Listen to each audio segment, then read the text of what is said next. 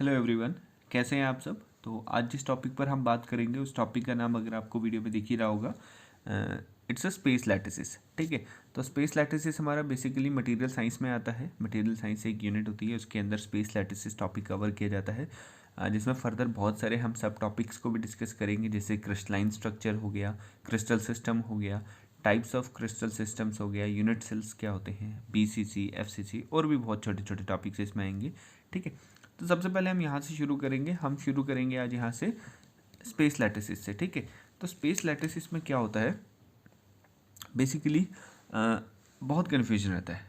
Honestly बोलूँ, मैंने काफ़ी बच्चों को देखा है, काफ़ी वीडियोस को मैंने देखा, और फिर मुझे लगा कि नहीं यार, ये चीज़ें लोगों को समझने में या लोगों को समझाने में भी प्रॉब्लम हो रही है। ठीक है, उनको खुद को समझ आ गया बट वो समझा नहीं पा रहे। ठीक है, तो मैं अपने से मुझे जितना लग रहा है कि मैं अच्छे से समझा सकता हूँ, मैं वो कोशिश करूँगा।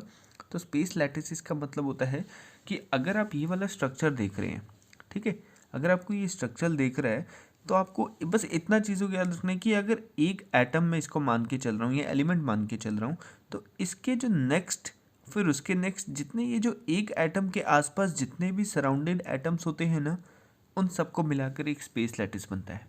आई होप ये क्लियर हुआ होगा। मैं फिर से एक बार बोलता हूँ कि अगर आप एक स्ट्रक्चर देखते हैं कोई भी, उस स्ट्रक्चर में अगर जाली, अगर आपने देखी है जो घर में जाली होती है, वो एक के साथ एक के साथ एक बनी हुई होती है जाली, है ना, सेम वैसे ही आप बोल सकते हैं।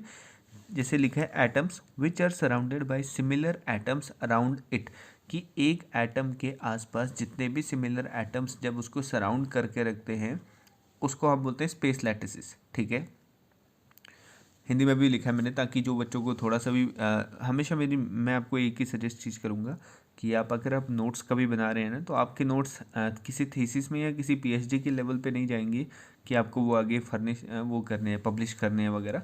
तो हमेशा अपने नोट्स इस तरह से बनाइए जो आपको अच्छे से समझ आ जाए। ठीक है, आपके नोट्स आपको ज़रूर समझ आने चाहिए। शॉर्ट में ज़रूर लिखें बट इस तरह से लिखें कि वो आपको ज़रूर समझ में आए। ठीक है, जैसे मैंने लिखा कि अगर मुझे मान लो ये बाद में मुझे नहीं समझ आए थोड़ा सा, या मैंने कुछ और भी लिखा होता है, ये तो चलो ईजी है, तो आप उसको हिंदी में ज़रूर लिख लें ताकि आपको वो पढ़ते से याद आ जाए कि अच्छा ये मैंने लिखा था। जो अपने जैसे और पॉइंट से घिरा हुआ होता है, घिरा मतलब सराउंडेड। ठीक है, दिस बोर दोनों टर्म का मतलब सेम ही है। घिरा मतलब सराउंडेड, जो अपने से मिलते जुलते आइटम से घिरा हुआ हो, that is the space lattices. ठीक है, आई होप ये चीज़ आपको समझ आएगी। ठीक है, और अगर मैं बात करूँ, जो मटेरियल साइंस है ना, वो डील करती है किससे, क्रिस्टलाइन मटेरियल से। जितने भी मटेरियल्स क्रिस्टलाइन से बनते हैं ना, उन सब से ये बात कर दी है। ठीक है, तो ये मोस्टली क्रिस्टलाइन स्ट्रक्चर्स बनते हैं इसमें, जो आपका सॉलिड स्टेट से डील करते हैं। ठीक है, मतलब ऐसा मान सकते हैं कि जितने भी क्रिस्टल के स्ट्रक्चर्स होते हैं ना, अगर आपने देखा हो डायमंड एक सॉलिड होता है ना, तो क्रिस्टल स्ट्रक्चर सारे सॉलिड में ही बनते हैं। ठीक है, और 3D में भी रहते हैं। डायमंड के अंदर आपने देखा अच्छी 3D क्वालिटी है, वो आपको 3D में भी दिख सकता है। ठीक है, और पीरियोडिसिटी भी रहती है। ये सब मैं आपको आगे इसमें कवर करूँगा, तो आप बिल्कुल मत घबराइए। ठीक है, सेकेंड चीज़ आती है यहाँ पर क्रिस्टल सिस्टम। ठीक है, क्रिस्टल सिस्टम्स 7 तरह के होते हैं। ठीक है, क्रिस्टल सिस्टम जो है वो बेसिकली क्या है कि आपका जो बेसिक एक यूनिट सेल होता है, उसकी शेप कैसी होगी ये बताता है। ठीक है, आगे मैं बताऊँगा, आप उसको बिल्कुल मत सोचिए कि अभी नहीं समझ आ रहा है। पूरी वीडियो को तसल्ली से देखिए, आपको अच्छे से समझ आ जाएगा। ठीक है, क्रिस्टल स्ट्रक्चर, क्रिस्टल सिस्टम क्या होता है। क्रिस्टल सिस्टम जो है वो इंडिकेट करता है basic shape of the unit cell, कि जो भी आप बिल्डिंग ब्लॉक बना रहे हैं या जो भी आपका क्रिस्टल का स्ट्रक्चर है, उसकी शेप कैसी है। ठीक है, कि वो सिंपल क्यूबिक्स में आ रहा है, ठीक है, या उसके बॉडीज में कुछ प्रॉब्लम आ रही है, या सेंटर में कुछ उसके ना फेस में, ये सब चीज़ें आपको समझ आएंगी। बस इतना याद रखिए, क्रिस्टल सिस्टम इंडिकेट क्या करता है, जो भी यूनिट सेल हम बनाएंगे उसको बेसिक शेप। अब यूनिट सेल क्या होती है, अगर आप यहाँ देख रहे हैं मैंने लिखा हुआ है यूनिट सेल, कोई भी एक सेल। ठीक है, ये अभी तो ये पेन पेपर है, तो आपको ये ऑब्वियसली 3D में नहीं दिखा सकता हूँ, बट मैं आपको 2D के हिसाब से समझाने की कोशिश करता हूँ कि अगर आप सिर्फ एक इसको देख के चलिए, ठीक है, ये वाला। ठीक है, अगर आप इसको ये इमेजिन कर रहे हैं कि ये वाला जो बॉक्स बना हुआ है, ये थोड़ा XYZ मैंने तीनों क्या बोलते हैं डायरेक्शंस में यूज़ करके देखा हुआ है। तो अगर आप मान के चलिए कि ये वाला जो एक बॉक्स है वो अगर मैं यहाँ पर फिट करूँ, ठीक है, यहाँ पे ऐसे मान के चलिए, यूनिट सेल का मतलब होता है कि बहुत सारे यूनिट सेल मिलकर क्या बनता है, क्रिस्टल लैटिस बनता है। ठीक है, मैं फिर से रिपीट करता हूँ, बहुत सारे यूनिट सेल जब एक साथ मिल जाते हैं, मान लो मैंने ये बनाया है, मैं इसके साथ सेम ऐसे ही स्ट्रक्चर एक और ज्वाइन करके बना दूँ और एक उसके साथ बना दूँ, तो ऐसे करते करते मेरा एट द एंड जो स्ट्रक्चर है वो कुछ इस तरह से दिखेगा, और इस तरह से दिखेगा, तो इसको हम बोलेंगे स्पेस लैटिस। तो वही चीज़ मैं बोल रहा हूँ कि अगर एक स्पेस लैटिस का एक एक पार्ट को अगर अलग कर दिया जाए तो उस एक एक पार्ट को हम यूनिट सेल बोलेंगे, ठीक है। जैसे यहाँ मैंने लिखा है crystal system indicate basic shape of the unit cell, all directions में होता है X Y Z, X Y Z 3D में, जिसको मैंने बोला 3D। यूनिट सेल मैंने क्या बोला, मैंने ये बहुत शॉर्ट में लिखा है क्योंकि ये आपको पूरा बड़ा बड़ा पैरा या पेज पढ़ने की ज़रूरत नहीं है, इतने से आपको अच्छे से समझ आ जाएगा। समझना ज़रूरी है, रटना ज़रूरी नहीं है। तो यूनिट सेल का मतलब क्या है, multiple of unit cell makes crystal lattice, मतलब इसके जैसे बहुत सारे स्ट्रक्चर मिलने के बाद आपका एक क्रिस्टल लैटिस बनता है, ठीक है। अभी तो जितना बताया वो एक बार रिवाइज करते हैं। स्पेस लैटिस का मतलब क्या होता है कि जितने भी एटम्स हैं जब एक दूसरे से वो सराउंडेड होकर एक स्ट्रक्चर बनाते हैं उसको स्पेस लैटिस बोलते हैं। स्पेस लैटिस के हिसाब से जब देखें तो क्रिस्टल सिस्टम को 7 कैटेगरी में बांटा है, वो 7 मैं आपको अभी बता दूंगा। क्रिस्टल सिस्टम क्या होता है, क्रिस्टल सिस्टम आपको इंडिकेट करता है basic shape of the unit cell की। ये जो शेप आपको दिख रही है यूनिट सेल की, ये किस तरह की शेप है, ठीक है, किस तरह की शेप है। और ये 3D में होगा, ऑब्वियसली ये 3 डायरेक्शंस में होगा, तो क्योंकि क्यूब है, क्यूब की शेप दिख रही है तो ये 3D में रहेगा, ठीक है। यूनिट सेल मैंने क्या बोला, यूनिट सेल जो है वो multiple of unit cell makes crystal lattice, ठीक है। इतना क्लियर हो गया, ठीक है। अब बात करें एटम्स के अरेंजमेंट की, कि एटम्स जो है वो कितनी तरह से अरेंज किया होता है, ठीक है। उससे पहले मैं एक काम करता हूँ, मैं आपको ये जो 7 क्रिस्टल स्ट्रक्चर्स हैं इनके नाम बता देता हूँ ताकि आपको ईज हो जाए, ठीक है। तो 7 क्रिस्टल स्ट्रक्चर्स में आपका आता है यहाँ पर, एक second,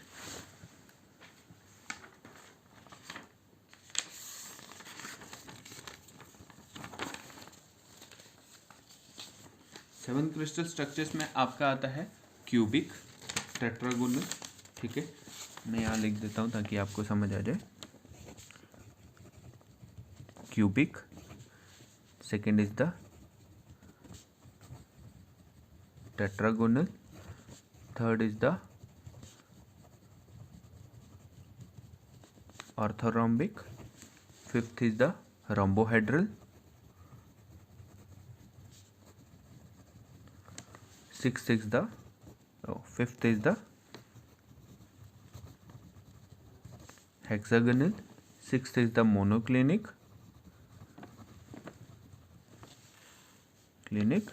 and seventh is the triclinic, ठीक है। ये जो 7 है ये आपके 7 क्या है, यहाँ पर क्रिस्टल सिस्टम है, ठीक है। तो ये 7 क्रिस्टल सिस्टम्स है, आपको इनको याद रखने की ज़रूरत नहीं है, बस इसका नाम आपको पता होना चाहिए। मैं इनकी एक अलग से एक वीडियो बनाऊंगा जिसमें मैं आपको इसके कैसे इसको याद रखना है वो उसका एक कंसेप्ट दूंगा ताकि आपको याद रहे। इसके कुछ शॉर्ट ट्रिक्स है मैं आपको बता दूंगा, वो मैं एक अलग से वीडियो में लेकर आऊँगा क्योंकि ये अलग टॉपिक बन जाता है, ठीक है। अब बात आती है यहाँ पर, मैंने आपको बता दिया 7 क्रिस्टल्स यहाँ पर आते हैं, ठीक है। अब एटम्स को अरेंज करने के लिए आपने मोस्टली देखा होगा पेपर में जो चीज़ें आती हैं वो ये आता है कि सिंपल क्यूबिक क्या होता है, बॉडी सेंटर्ड क्या होता है, फेस सेंटर्ड क्या होता है, या एंड सेंटर्ड क्या होता है, जिसको हेक्सागोनल भी बोलते हैं, ठीक है। तो इसको हम क्विकली एक बार कर लेंगे ताकि आपको समझ आ जाए। मैंने यहाँ पर जो समझाया हुआ है इसको भी अगर आप याद रखेंगे तो आपके ईजिली क्वेश्चन आपको सॉल्व हो जाएंगे, ठीक है।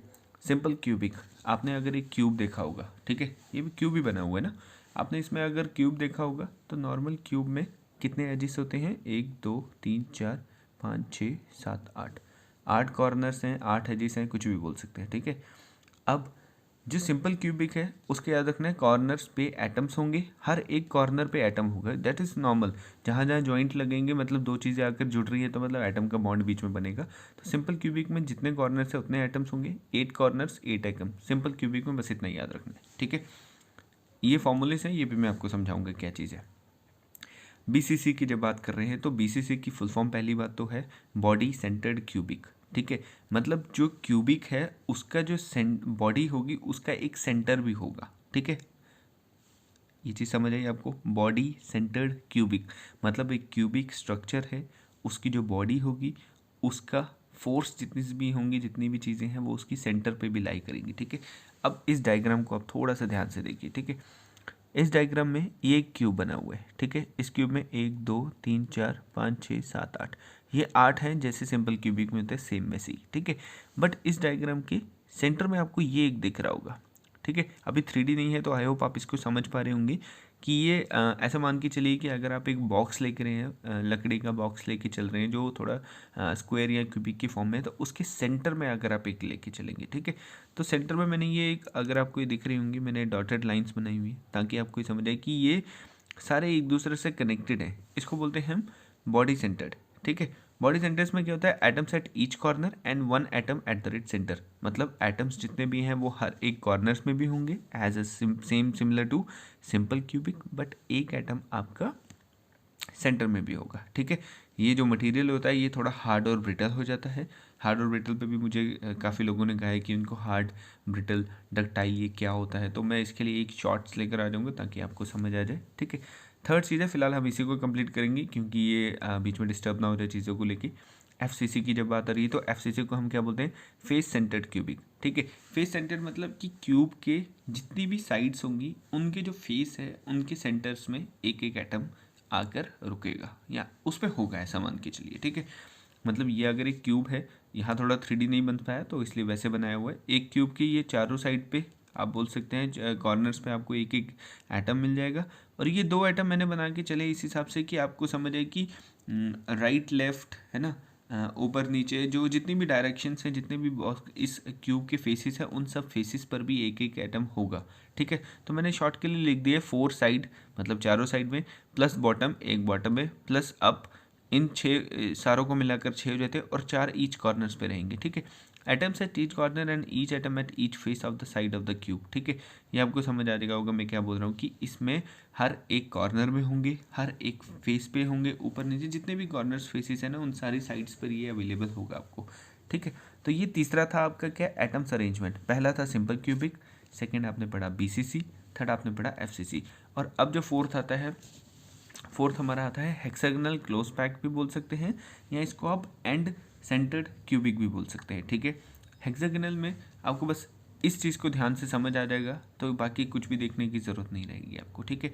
हेक्सागोनल में सबसे इंपॉर्टेंट है कि अगर आपको ये शेप दिख रही है, आप इस शेप को देख के ही समझेंगे कि ये हेक्सागोनल क्यों इसे बोलते हैं, ठीक है। इसमें क्या होता है, इसमें एक सेंटर में भी आपको एटम दिख रहा है, ठीक है, दोनों के सेंटर में एटम दिख रहा है, और आपको 3 एटम अलग से दिख रहे हैं जो इस शेप के बीच में आते हैं, ठीक है। इस पूरे स्ट्रक्चर में हेक्सागोनल स्ट्रक्चर की वजह से इसका नाम हेक्सागोनल बनाया हुआ है, ठीक है। और यहाँ पर क्या होता है, ऊपर और नीचे जो ये जो स्ट्रक्चर बना हुआ है इसके बीच में एक एक एटम होता है, और साइड में 6 एटम्स हैं। मैंने लिखा है top and bottom have 6 atoms and 3 at centres, ठीक है। ये स्ट्रक्चर को इस तरह से बनाया गया है ताकि आप किसी भी चीज़ में अगर आप क्रिस्टल सिस्टम या क्रिस्टल स्ट्रक्चर बना रहे हैं उसका कितना वो मजबूत है, कितना उसमें स्ट्रेंथ आएगी, ये वो चीज़ें डिसाइड करते हैं कि आपका सिंपल क्यूब है तो उसकी क्या स्ट्रेंथ होगी, अगर आपने बीसीसी बनाया हुआ है तो उसकी कैसी स्ट्रेंथ होगी, या अगर आपने एफसीसी किया है या हेक्सागोनल किया है तो उसकी स्ट्रेंथ कैसी रहेगी, ठीक है। तो यहाँ पर ये जो सी है, सी और ए की एक रेशो बनती है जिसकी वैल्यू मैंने लिखी है 1.633। अगर आप डिप्लोमा या बीटेक में है तो अभी आपको ये इतनी इफेक्टिव नहीं है, बट अगर आप कॉम्पिटिटिव कभी आप प्रिपरेशन करेंगे जेई की, गेट की, इंजीनियरिंग एग्जाम्स की, तो आपको ये ज़रूर हेल्प करेगी ये वैल्यू। तो सी यहाँ पर मैंने लिखा हुआ है हाइट, और ए मैंने लिखा है एंड लेंथ की, जितनी भी है लेंथ है उसके जो एजिस हैं वहाँ की बात हो रही है, ठीक है। अब यहाँ पर अगर मैं बोलूँ ना तो जो ये एफसीसी है और ये जो आपका एचसीपी है, ठीक है, शॉर्ट में ही मैं नाम ले रहा हूँ, इन दोनों को क्लोज पैक्ड बोलते हैं, ठीक है। इतना याद रखना है आपको, एफसीसी और एचसीपी को हम बोलते हैं क्लोज्ड पैक्ड स्पेस, ठीक है।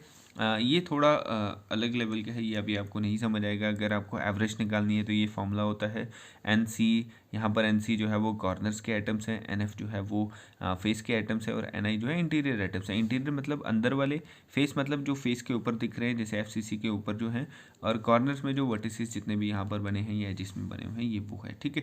तो ये फॉर्मूले लगाएंगे, ये मैंने डायरेक्ट सॉल्व किए हुए हैं, तो ये मैं आपको सजेस्ट करूँ आप इस पर ध्यान ना दें, आप बस टॉपिक को समझिए, ठीक है। आपका इंपॉर्टेंट क्या है कि आपको पता होना चाहिए सिंपल क्यूबिक क्या होता है। भाई सिंपल क्यूबिक वो होता है, एक छोटा सा क्रक्स देता हूँ मैं आपको चारों को, तो ये अगर आपको कहीं पे थोड़ा सा डाउट आया होगा तो वो शॉर्ट में क्लियर हो जाएगा। सिंपल क्यूबिक वो होता है कि एक क्यूब का स्ट्रक्चर है जिसके हर कॉर्नर्स पे एटम्स होंगे, उसको सिंपल क्यूबिक बोलेंगे। बीसीसी वो होता है जिसके वही सेम क्यूब उठाया, उस सेम क्यूब के हर एक कॉर्नर पे तो एटम्स होंगे ही, और एक एटम उन सारे कॉर्नर्स के सेंटर में रहेगा, वो एक दूसरे से कनेक्ट हो जाएगा, जिसको बॉडी सेंटर बोलेंगे, मतलब उस जो क्यूब है उसकी जो बॉडी है उसका सेंटर। ठीक है, फेस की जब बात आ रही है तो मतलब कॉर्नर्स में तो रहेंगे ही रहेंगे, और जितने भी उसके फेसिस हैं उन फेस के ऊपर भी एक एक एटम रहेगा।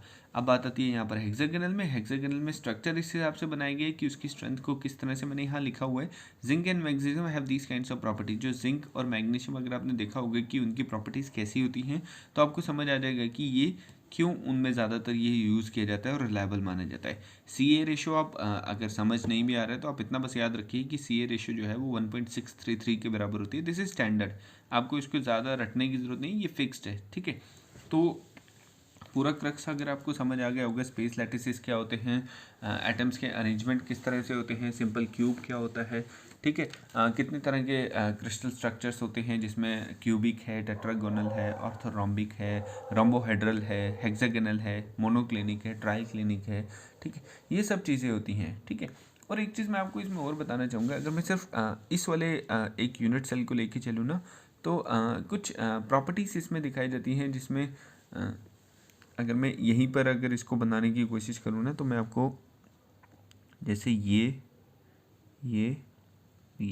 ये तीनों जो है ना, ये एंगल्स हैं आपकी। ठीक है, इसको अगर मैं अल्फ़ा, बीटा और गामा लेके चलूँ, तो इन तीनों एंगल्स को हम क्या बोलेंगे, इंटर एक्सियल एंगल।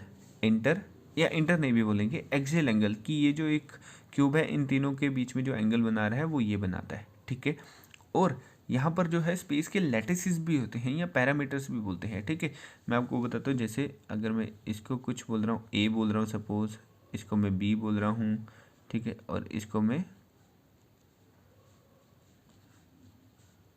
ठीक है, ए बी सी अगर मैं इनको बोल रहा हूँ, तो इसको हम बोलते हैं लैटिस के पैरामीटर। और ये लैटिस के पैरामीटर और ये एक्सियल एंगल जो है, यही डिसाइड करता है कि जो यूनिट सेल होगी उसकी शेप कैसी होगी। आई होप आपको क्लियर हुआ। एक बार फिर से बोलता हूँ कि ये जो इंटर एक्सियल्स हैं, ये जो अल्फ़ा बीटा गामा आपके तीन एंगल होते हैं ये, और आपका ये जो लैटिस के पैरामीटर्स होते हैं, ये जो तीनों साइड में, जिसको मैंने बोला लेंथ ब्रेथ हाइट, जिसको ये आप ये भी बोल सकते हैं आप, इन दोनों को मिलाकर आपका जो शेप है यूनिट सेल की वो डिटरमाइन की जाती है, मतलब बताई जाती है कि शेप ऐसी होगी। ठीक है, और इस बीच में जो आपका क्रिस्टल सिस्टम है, मैं उसमें एक चीज़ और ऐड कर देता हूँ, वो ज़्यादा डीप हो जाएगा, कि ये जो सिस्टम है इसको सब डिवाइड किया जाता है 14 ब्रेवियस लैटिसेस में। ठीक है, अब ब्रेवियस लैटिस मैं आपको नेक्स्ट वीडियो में बताऊंगा ज़रूर कि ब्रेवियस लैटिस होता क्या है। ठीक है, वो बहुत सारी चीज़ें हैं जो आपको एक ही चीज़ों में नहीं समझ आ पाएंगी, बट मैं आपको बताऊंगा ज़रूर कि ब्रेवियस लैटिसेस होता क्या है। ठीक है, तो ये चीज़ें आपको आई होप यहाँ पर ये चीज़ समझ आ गई होगी कि ब्रेवियस लैटिसेस क्या है और क्रिस्टल सिस्टम्स क्या है, आपकी स्पेस लैटिसेस क्या है। आई होप, और फिर भी अगर कोई भी आपको डाउट आता है ना, तो आप ज़रूर कमेंट सेक्शन में बताइए, ताकि मैं उसको फर्दर बता सकूं आपको। And thank you so much guys. अगर आपको ये वीडियो अच्छी लगती है तो प्लीज़ लाइक करिएगा, सब्सक्राइब करिएगा, और जिनको ज़रूरत होगी उनको ज़रूर शेयर करिएगा, बिकॉज नॉलेज इज़ एवरीथिंग ना। आप इसको बांटेंगे तो और अच्छे से आप समझ आएगी। अब अगर मुझे ये चीज़ समझ आ गई है और मैं इसको अपने पास ही रखूँगा, तो काफ़ी लोग जो वेट कर रहे हैं कि उनको कोई सिखा दे, तो वो अपॉर्चुनिटी आप दे सकते हैं किसी को ना। ये एटलीस्ट फ्री की चीज़ है, आप ज़रूर बांटिए इसको। ठीक है, thank you so much. I hope you like this video.